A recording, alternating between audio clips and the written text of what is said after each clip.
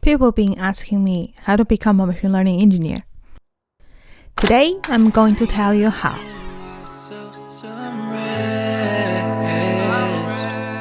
You don't need a degree, not even a bootcamp. Can you take my mind away? I need to give myself some rest. What you need is someone to encourage you when you want to give up, and the drive to define your own path. Most niggas stuck on the 6 speed inside their bubble, never travel out to a new scene. So that brings dumb motherfuckers in loose jeans. So now we got you stuck inside of the crossroad. I actually respect that you and never want more things. Just two things, always tie your shoes when they're loosening. Never go outside and catch a drip because one breeze can make it grow. Oh, what's inside of this loophole? I'm here for you. I'm here for you, here for you. But that ain't gonna kill for you. Left it all behind, right up on the hill with you. Now it's common time, got the newest curse issue.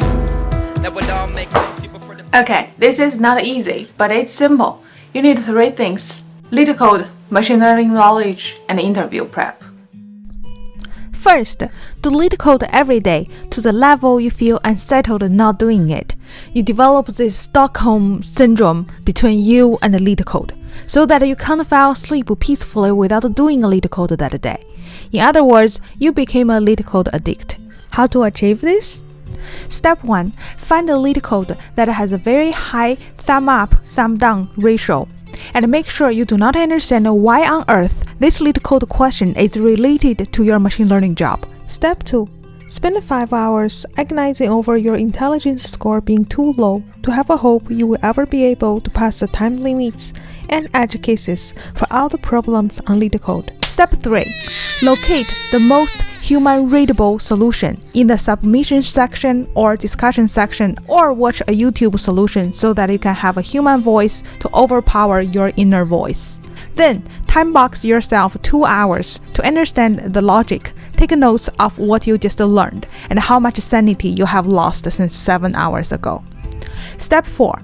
Make a decision if you still want to get this 200,000 job at the cost of your mental health and human life. Then say yes and repeat the above steps.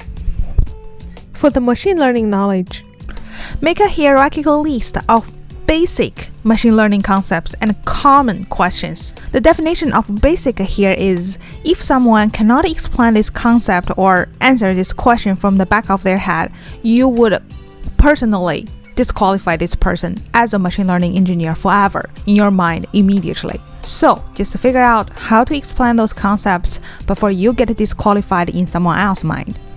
Well, this step can be tricky because if you are a real person like me with a soul of curiosity and ambition, but not so much intelligence, you may end up spending 14 hours to understand a concept that only realize it later that 99% you will never get asked in an interview.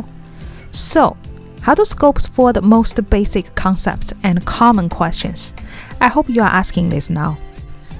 I would go through my past projects to collect those concepts and questions.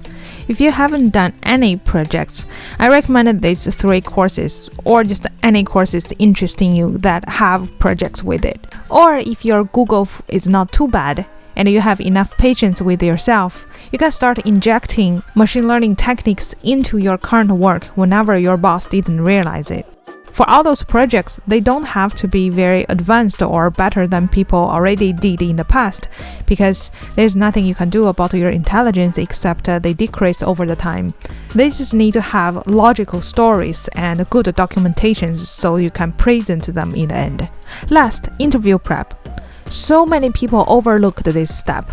We think we are engineers, we are smart, so we don't need to go through those human interaction mock interview steps. No, we do. You need to be able to describe your past projects in a star format and practice them as many times as you can, so that you can tell the stories as they should be, no matter how nervous you are at the interview. Let's start from the end.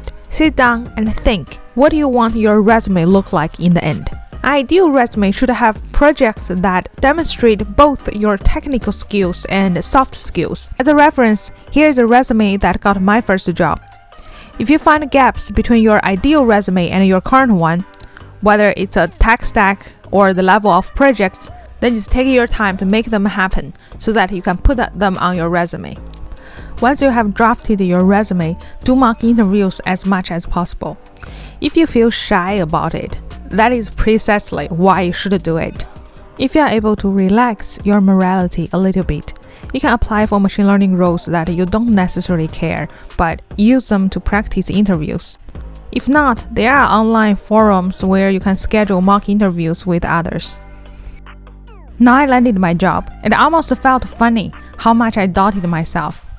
But while I was in the process, while I wasn't sure how long it's gonna take to land my first job, all the fears and worries constantly stopped me from focusing on what actually needs to be done. So I don't know if I would have made it if I didn't have my husband with me and encouraged me all the time. So maybe locate your social support first, someone who can revive you when you are about to give up. Also, I don't know if I would have made it if I hadn't backed myself to the corner by quitting my PhD after 5 years in. So maybe accept the sunken cost from your past decisions and commit to your current decisions first. Everyone has their unique set of problems to handle outside these job-seeking stuffs. Maybe it's an exhausting relationship, poor self-management skills, a health issue, or an expiring visa. The problem is I don't know you. I can't pinpoint what exactly you can leverage in your life or possibly understand what you are dealing with. So I have no idea if this video will help you at all or just take another 10 minutes away from your life. I remember when I was applying for my first job, a data analyst recruiter told me, "I've never seen someone with your background get a machine learning engineer job right after graduation." Now I did.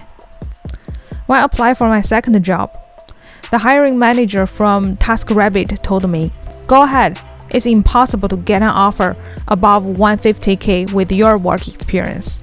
And I got an offer higher than that. They are not unkind people. It's just me was working against the odd. My lesson is, defend your ideas. Don't be sold on the idea that you can't be worth more than what you currently can see.